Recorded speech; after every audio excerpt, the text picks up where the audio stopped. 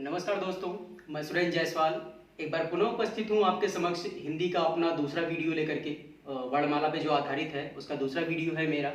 पहले वीडियो में मैंने स्वर पे आधारित जितनी भी वर्गीकरण के आधार थे वो बताया था, स्वर किसे कहते हैं और उच्चारण की दृष्टि से हो या लेखन की दृष्टि से हो उसको मैंने विभाजित किया हुआ था और आपको बताया हुआ था एक क्रमानुसार, एक के बाद में चाहे ह्रस्व स्वर हो, मूल स्वर जिसे कहते हैं, या दीर्घ स्वर हो या आपका लुप्त स्वर हो। मैंने एक एक करके आपको सारा संक्षेप में विस्तार रूप से बताया हुआ था। और जो हिंदी वर्णमाला है स्वर और व्यंजन पे आधारित होती है। दो इसके जो मुख्य घटक होते हैं स्वर और व्यंजन, जिसमें स्वर पे मैंने संपूर्ण विधिवत तरीके से सब कुछ बता दिया था और जो उसका बचा हुआ जो भाग था व्यंजन, तो आज पे जो मेरी वीडियो है आज की व्यंजन पे आधारित है। मैं इसमें आपको बताऊंगा कि व्यंजन कितने प्रकार के होते हैं, उनको वर्गीकृत कैसे किया गया हुआ है और उनको किस श्रेणी में रखा गया हो, उच्चारण की दृष्टि से हो या अल्प प्राण महाप्राण की दृष्टि से हो। आइए हम देखते हैं हिंदी वर्णमाला का जो दूसरा अध्याय है हमारा व्यंजन। ठीक है, व्यंजन हमारे कितने पहले तो हम बता देना, एक बार बता देना चाहते हैं जो हमारा वीडियो, जिन लोगों ने मेरा पहला वीडियो नहीं देखा है वर्णमाला के जो स्वर पर आधारित है, तो एक बार कृपा करके वो अपना पहला वीडियो देख ले, उसके बाद से ये दूसरा वीडियो देखें तो ज्यादा समझ में आएगा अच्छी तरह से। क्योंकि किसी चीज को समझने के लिए और जानने के लिए उसकी सूक्ष्मता को जानना जरूरी है। जब तक आप सूक्ष्मता को नहीं जानेंगे, सूक्ष्मदर्शी नहीं होंगे, तब तक आप दूरदर्शिता तक उसकी नहीं जा पाएंगे। तो एक सूक्ष्मता को समझिए फिर दूरदर्शिता तक आते हैं, क्योंकि क्रमबद्ध तरीके से आप बढ़ेंगे तो चीजें आसान लगेंगी और समझ में आएंगी। तो पहला जो था हमारा स्वर को मैंने बता दिया था, जो उच्चारण की दृष्टि से थे वो 10 है और जो लेखन की दृष्टि से वो 13 थे। उच्चारण की दृष्टि से कौन से थे वो बता रहा, एक बार रिपीट करना चाहूंगा कि जो आ छोटा आ है, बड़ा आ, ई बड़ी ई, छोटा ऊ, ऋण बड़ा ऊ, ऋण ए ऐ ओ औ अन और आ है। ये पूरी लेखन की दृष्टि से है। इनकी संख्या अगर देखेंगे तो पूरी 13 है। लेकिन जो उच्चारण की दृष्टि से पढ़ते हैं तो हम ऋण और अन और आ को नहीं देखा जाता है। केवल उसमें जो मूल स्वर है, जैसे जो मूल और दीर्घ स्वर और जो मूल स्वर है वो यही काउंट किए जाते हैं। 1 2 3 4 5 6 7 8 9 10। तो ये 10 जो है ये उच्चारण की दृष्टि से हैं। और लेखन की दृष्टि से अगर हम देखते हैं तो लेखन की दृष्टि से जो री अन और आ है इसको सम्मिलित करते हैं, तब लेखन की दृष्टि से हमारे 13 निकल करके आते हैं। जो निचले क्रम अनुसार जो पाठ्यक्रम होता है, जो छोटे बच्चे पढ़ते हैं, वहां पे केवल 49 वर्णमाला में जितने भी अक्षर हैं वो केवल 49 आते हैं। उसमें छोटा आ से प्रारंभ करते हैं और ज्ञा तक आखिरी जो आता है उसमें केवल 49 आते हैं। कुछ वर्ण ऐसे होते हैं जो वर्णमाला में नहीं दिखाए जाते, वो हमें बाद में पता चलता है। तो उसमें उन पूरे जितने वर्णमाला में जो 52 शब्द हैं वो उसमें पूरे के पूरे मैंने बताया हुआ है, जितने भी हैं सम्मिलित रूप से, और कहाँ पे उनको क्या स्थान दिया गया है, क्यों और क्या नाम दिया गया है। आइए देखते हैं, अपना प्रारंभ करते हैं आपका वर्णमाला। जो मूल व्यंजन वर्ण है वो वर्णमाला में 33 हैं और जो द्विगुण है, जो द्विगुण व्यंजन होते हैं वो 2 है और ढा है। ये आपको वर्णमाला के जो निचले क्रम की कक्षाएं हैं उसमें आप पढ़ेंगे तो ये आपको उसमें नहीं देखने को मिलेंगे, लेकिन आपको जानकारी बाद में प्राप्त होती है। ठीक है, ये हो गए आपके उनके प्रकार, वर्ग और व्यंजन वर्ण और संख्या उनकी कितनी है। मैं दिखाता हूं कि जो स्पर्श व्यंजन है, पहला जो क्रम होता है व्यंजन में, पहली श्रेणी जो आती है वो व्यंजन स्पर्श व्यंजन के नाम से जानी जाती है। उसमें कितने प्रकार के जो वर्ण है, कितने प्रकार के हैं वो मैं देखता हूं। स्पर्श व्यंजन, क्योंकि जो वर्णमाला में जो व्यंजन है उसको हमने 3 से 4 भागों में विभाजित किया, मुख्यतः 3 भागों में, और अगर हम द्विगुण को देख लें तो 4 भागों में विभाजित किया गया है। पहला क्या है आपका जो स्पर्श व्यंजन है, इसकी श्रेणी कहां से प्रारंभ होती है, जो का वर्ग है, जो का वर्ग है, का से प्रारंभ होकर के पा वर्ग तक जितने भी वर्ण आते हैं, वर्ण व्यंजन आते हैं, इनको हम स्पर्श व्यंजन के नाम से जानते हैं। इसे का वर्ग है तो इसमें का ख ग घ अंगा, ये जो हो गई इसको का वर्ग के नाम से जानते हैं हम। और दूसरी श्रेणी जो है जो चा वर्ग के नाम से जानी जाती है, इसे च छ ज झ और इया, इसमें भी आपके 5 वर्ण आ रहे हैं। तीसरा जो है टा वर्ग, जो कठोर वर्ण के कठोर व्यंजन के नाम से भी जाना जाता है, ट ठ ड ढ और अड़ा। ठीक है, उसके बाद ता वर्ग है, ता में ता थ द ध न। पा वर्ग है आपका तो पा फ बा भ मा। जब हम पूरा क्रम अनुसार देखते हैं, इनको काउंट करते हैं तो इनकी संख्या पूरी 25 निकल करके आती है। तो जो स्पर्श व्यंजन है इनकी संख्या हमारी वर्णमाला में 25 होती है। अगला जो है जो द्विगुण व्यंजन है, जो इस श्रेणी के आगे का भाग होता है, जो ना और हा होता है आपका, ये द्विगुण व्यंजन माने जाते हैं। और जो तीसरा है आपका अंतस्थ व्यंजन, जो य र ल व है, इनकी संख्या 4 होती है। और जो द्विगुण होते हैं ये इनकी 2 होती है। अभी देखते हैं जो ऊष्म व्यंजन है, जो श श स और ह है, इनकी भी संख्या 4 होती है।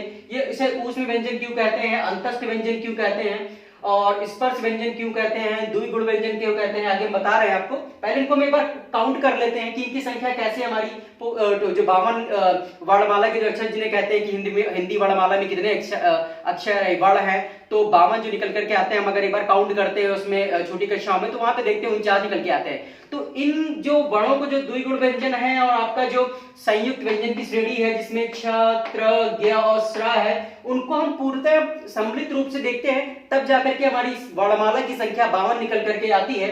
तो यह जो वर्णमाला के व्यंजन है उनको इन 4 भागों में वर्गीकृत किया गया है। किस वर्ग में कितने वर्ण आ रहे हैं उस दृष्टि से देखते हैं। 25 ये हो गए आपके जो स्पर्श व्यंजन हो गए, ठीक है। जो 2 है आपके द्विगुण व्यंजन है, 25 2 27 हो गए। और जो अंतस्थ व्यंजन है य र ल व 4 है इनकी संख्या, 25 2 27 4 31 हो गए आपके।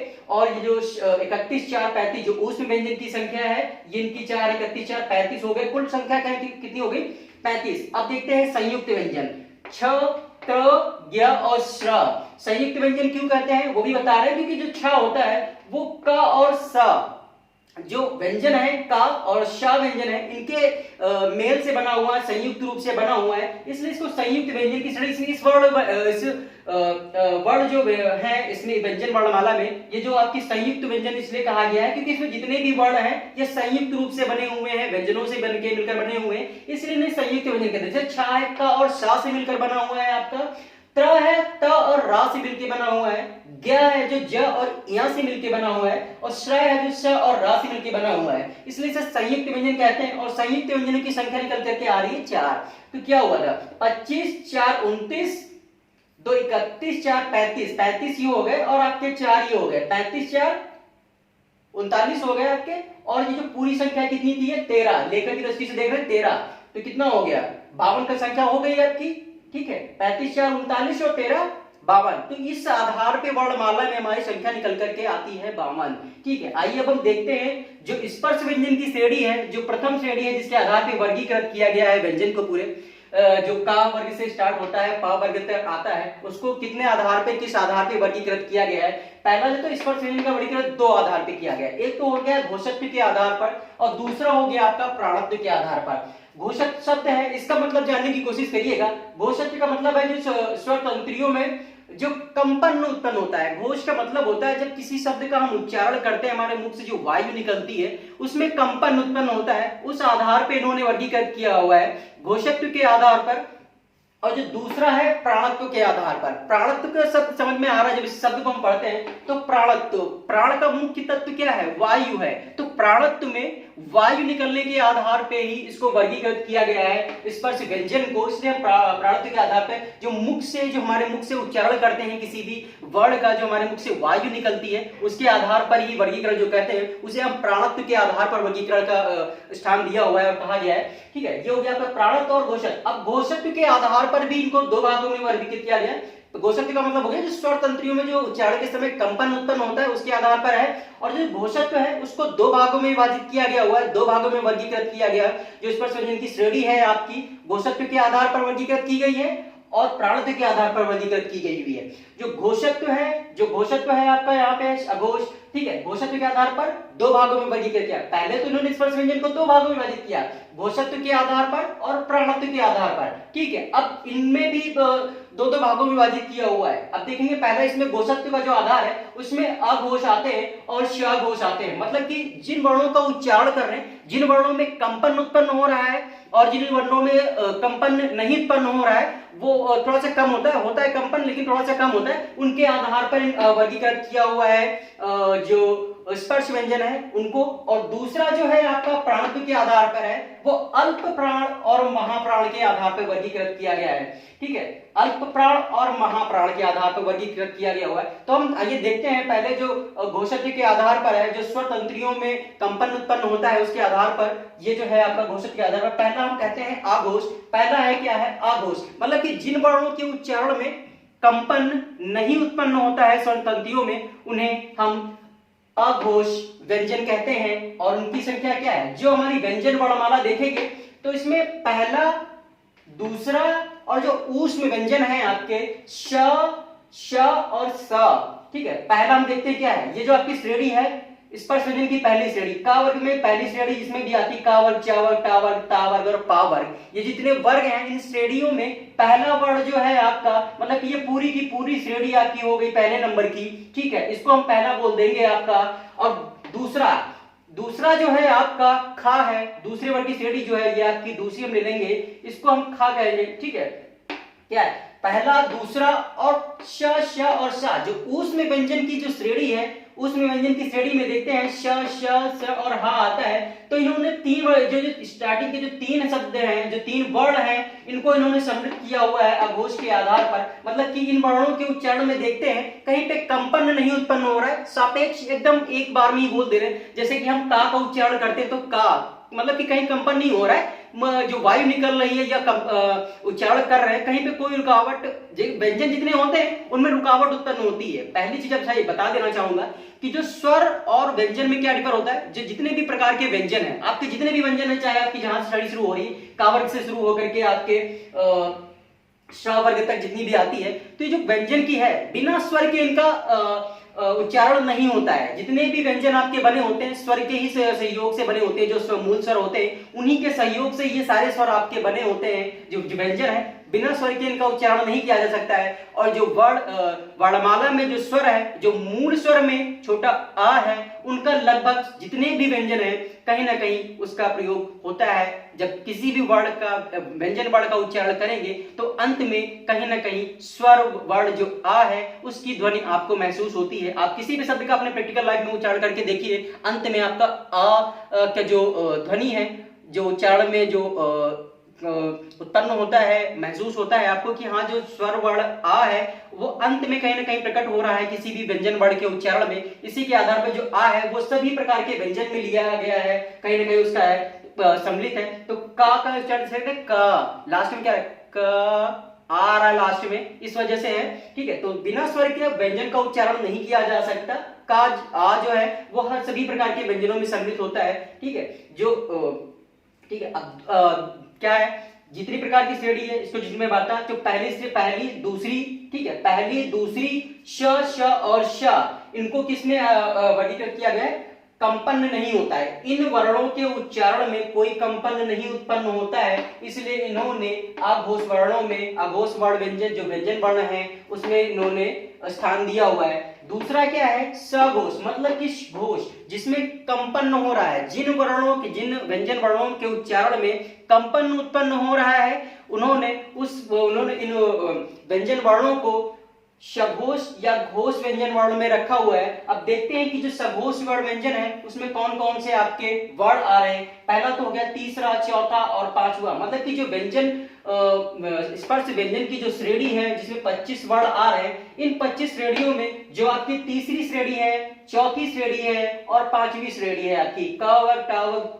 टा वर्ग, ता वर्ग और पा वर्ग की, इस श्रेणी में आपका तीसरा, चौथा और पांचवा ये सारे के सारे वर्ण इसमें लिए जा रहे हैं, आपके कंपन हो रहा है। ये देखिए तीसरा, चौथा और पांचवा ये कितने हैं, जितने भी हैं इन पूरे के पूरे वर्णों को सघोष वर्ण में स्थान दिया गया हुआ है। प्लस साथ में कितने, सभी स्वर, सभी स्वर कौन से हैं, जो मूल रूप से, जो उच्चारण की दृष्टि से है, जो उच्चारण की दृष्टि से मूल स्वर जो है, मूल रूप से जो स्वर है उच्चारण की दृष्टि से कौन कौन से स्वर हैं, आ बड़ा आ, ई बड़ी ई, उ बड़ा उ, ए ऐ ओ औ, ये जो उच्चारण की दृष्टि से स्वर हैं उनको भी स्थान दिया गया हुआ है। सभी स्वर अन, ऋ, अ, आ को छोड़कर, मतलब कि सभी जो मूल रूप से स्वर हैं उनको भी सघोष में स्थान दिया गया हुआ है, ठीक है।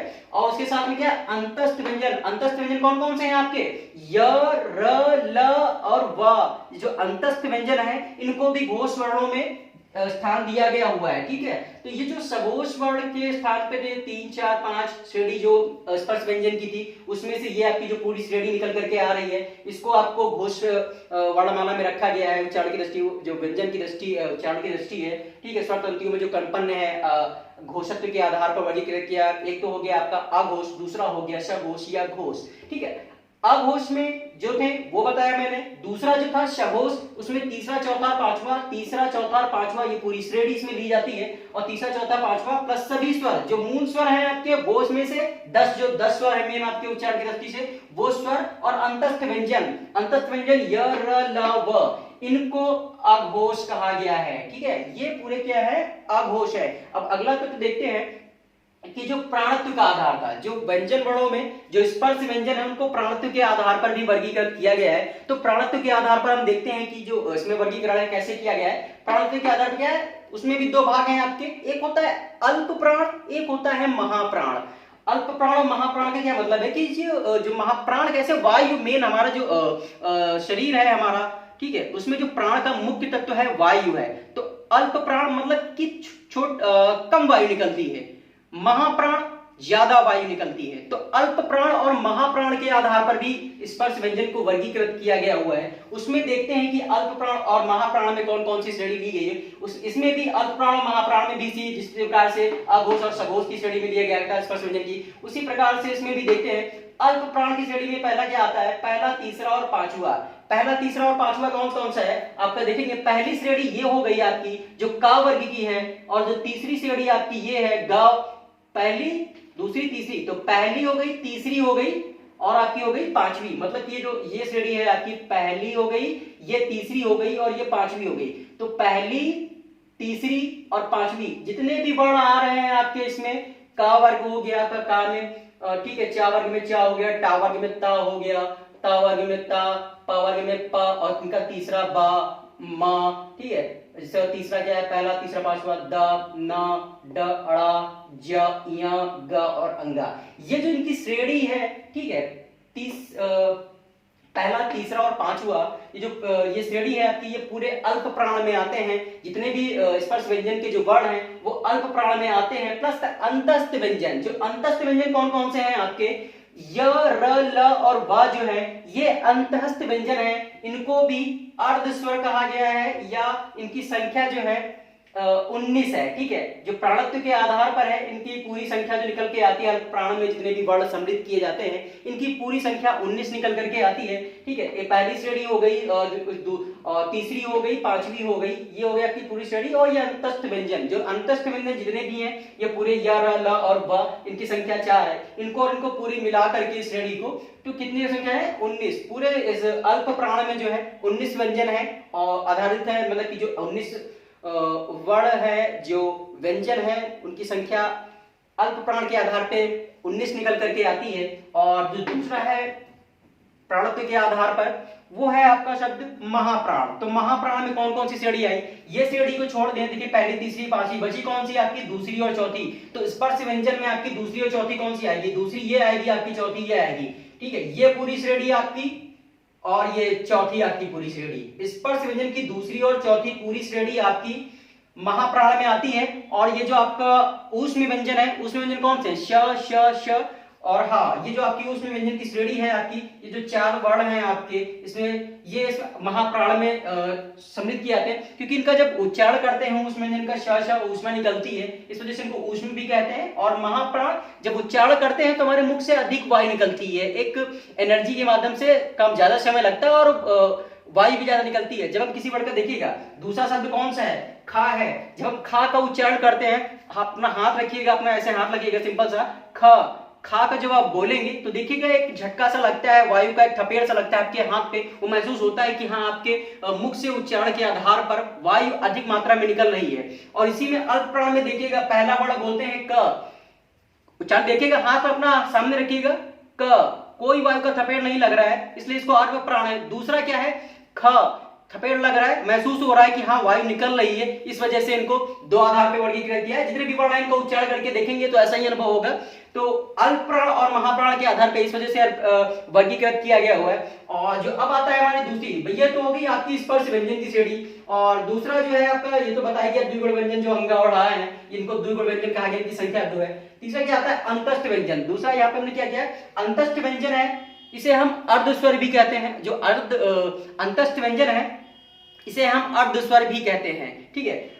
इनकी जो उच्चारण स्वर तथा व्यंजन वर्णों के जो अंतस्थ व्यंजन क्यों कहते हैं, क्योंकि इनका जब उच्चारण करते हैं तो कहीं ना कहीं से न तो एक तो स्वर का भी अनुभव कराते हैं और व्यंजन का भी अनुभव कराते हैं, ठीक है। तो अंतस्थ व्यंजन इसलिए क्योंकि इनका जो उच्चारण है, जो हमारे उच्चारण के मुख्य अंग हैं, उनका मेल दिखता है कहीं ना कहीं पे, चाहे आप देख लीजिए इनको उच्चारण कर करके। जो अंतस्थ व्यंजन है आपके य, र और ल, व, ठीक है। य, र, ल, व का उच्चारण करके देखते हैं तो कहीं ना कहीं एक ध्वनि का अनुभव होता है, और जो ध्वनि जो होती है वो स्वर का कहीं ना कहीं से एक रूप ले रही होती है। इस वजह से इसको इन्होंने अर्ध स्वर भी कहा गया है। इस व्यंजन वर्णमाला के जो श्रेणी है अंतस्थ व्यंजन को, इसे अर्ध स्वर भी कहा गया है। आपसे प्रतियोगी परीक्षाओं में अक्सर ये पूछ लिया जाता है प्रश्न कि वर्णमाला की जो व्यंजन श्रेणी है, जो व्यंजन की जो श्रेणी है, पूरी जो व्यंजन वर्णमाला है, पूरी जो वर्णमाला में जो व्यंजन श्रेणी है, उसमें से किन वर्णों को अर्ध स्वर कहा जाता है। तो हमें पता होना चाहिए ये जो अंतस्थ व्यंजन की जो श्रेणी है इसे हम अर्ध स्वर के नाम से भी जानते हैं। तो इस अंतस्थ व्यंजन में जो आते हैं य, र, ल और व, ठीक है, इसे हम अर्ध स्वर भी कहते हैं। अब देखते हैं अगला क्या है, ऊष्म व्यंजन, ठीक है। ऊष्म व्यंजन क्या है, ऊष्म व्यंजन या संघर्षी व्यंजन। ऊष्म व्यंजन के आधार पर आपको पता चल रहा होगा कि जो ऊष्म व्यंजन है, जब हम किसी वर्ण का उच्चारण कर रहे हैं तो एक ऊष्मा का अनुभव हो रहा है। जो वर्ण है, उच्चारण है, कहीं ना कहीं से रूप के घर्षण के माध्यम से आ रही है। जब किसी चीज में फ्रैक्शन होता है, घर्षण होता है, तो वहां से ऊष्मा का उत्पन्न होती है। भाई किसी चीज में हाथ को रगड़िए तो इसमें से एनर्जी निकलती है, और किसी प्रकार की जब वायु निकलती है, टकरा के आ रही होती, कहीं से फ्रैक्शन करके आ रही होती, उसमें भी ऊष्मा निकल रही होती है। तो आप देखिएगा जो ऊष्म व्यंजन है, ऊष्म व्यंजन में क्या है, वायु घर्षण के साथ साथ ऊष्मा, जब घर्षण होगा तभी ऊष्मा निकलेगी किसी भी चीज में। आप साइंटिफिक तरीके से देखेंगे कि किसी भी वर्ण का उच्चारण जब कर रहे हैं उसमें से वायु जो है कहीं ना कहीं से टकरा करके आ रही होगी, तो फ्रैक्शन हो रहा होगा और एनर्जी का एक अनुभव हो रहा है, गर्माहट का अनुभव हो रहा होगा। तो देखते हैं उसी के आधार पर इसमें कौन कौन से हैं, श, श, स और ह।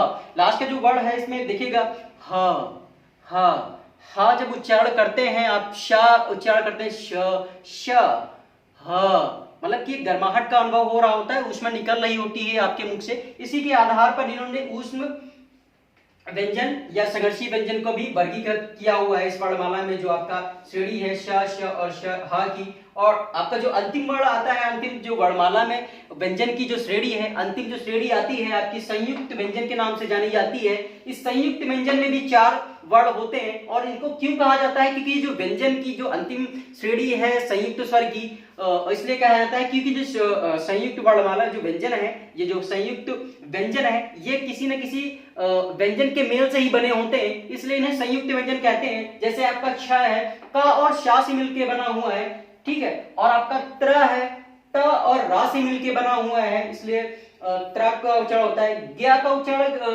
होता है ज और य।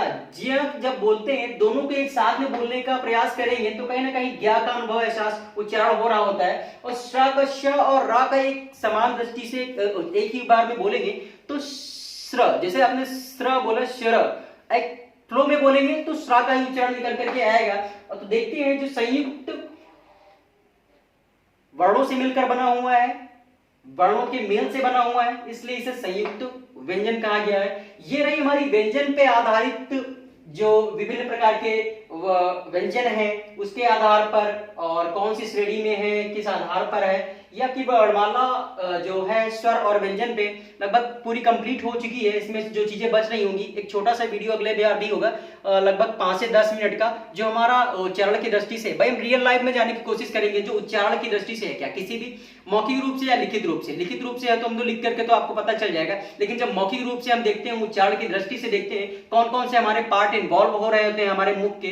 जैसे हम प्रारंभ करते हैं होंठ, दांत, जीवा, तालु और कंठ, इसी के आधार पर समस्त वर्णों का उच्चारण होता है। जो पूरी वर्णमाला है उसका समस्त उच्चारण इन्हीं अंगों के माध्यम से ही होता है। तो इस अंगों के आधार पर जो वर्णमाला है वो हम अगली वीडियो में वर्गीकृत कर देंगे, चाहे होंठ के आधार पर हो या दंत के आधार पर हो या जीभ के आधार पर हो। एक सम्मिलित रूप होगा, स्वर और व्यंजन का दोनों का सम्मिलित रूप होगा और लगभग पूरा कंप्लीट ही पैटर्न होगा। जो आपने दो भागों में वर्गीकृत किया हुआ है वो एक भाग में ही पूरा एक्सप्लेन होगा, एक ही वीडियो में आपको समझ में आ जाएगा। ये हमारा एक्सप्लेनेशन जो रहा है वर्णमाला पे आधारित स्वर और व्यंजन का। कुछ चीजें अगर नहीं समझ में आ रही हैं इसमें तो आप स्वर का जो मैंने वीडियो बनाया था, इससे पहले वर्णमाला स्टार्ट किया था, उसको आप देखेंगे तो बहुत सारी चीजें क्लियर हो जाएंगी।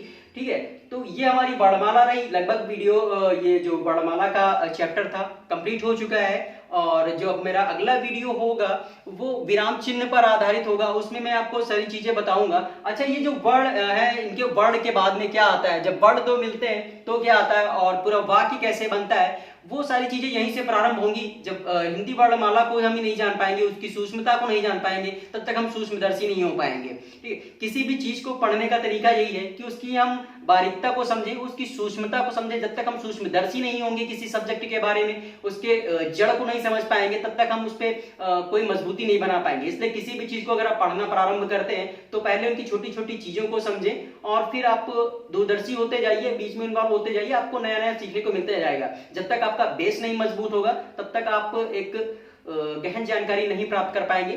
तो ये रही हमारी वर्णमाला पे आधारित दूसरी वीडियो जो व्यंजन पे आधारित थी और लगभग कंप्लीट हो गई है। अच्छा, एक चीज और मैं कहना चाहूंगा, जो लोग मेरा वीडियो देख रहे हैं कृपया करके वो लोग मेरा चैनल जो है वो सब्सक्राइब कर दें, लाइक और शेयर भी कर दें साथ में, क्योंकि जो आने वाली वीडियोस हैं वो बहुत ही इंटरेस्टेड और लगभग सभी विषयों पे आधारित होंगी। मेरा जो पढ़ाने का माध्यम है वो केवल हिंदी पे आधारित ही नहीं है, मैं सभी सब्जेक्ट्स आपको पढ़ाऊंगा। जो प्रतियोगी परीक्षाएं जितनी भी हैं आपके, चाहे यूपी गवर्नमेंट जो भी जितनी भी कराती है या सेंट्रल गवर्नमेंट कराती है, उसमें जो मुख्य जो विषय हैं आपके, चाहे हिंदी हो या इंग्लिश हो या मैथ हो या पॉलिटिकल साइंस हो या इकोनॉमिक्स हो आपकी, जो चाहे यूपी स्पेशल हो आपकी या साइंस पे आधारित जो भी है, जितने भी पाठ्यक्रम हैं आपके, वो मैं समस्त विषयों को पढ़ाऊंगा और एक अच्छी से अच्छी नॉलेज देने की कोशिश करूंगा अपने वीडियो के माध्यम से। इसलिए मेरा चैनल सब्सक्राइब करें, शेयर करें और कमेंट करें। धन्यवाद आपका।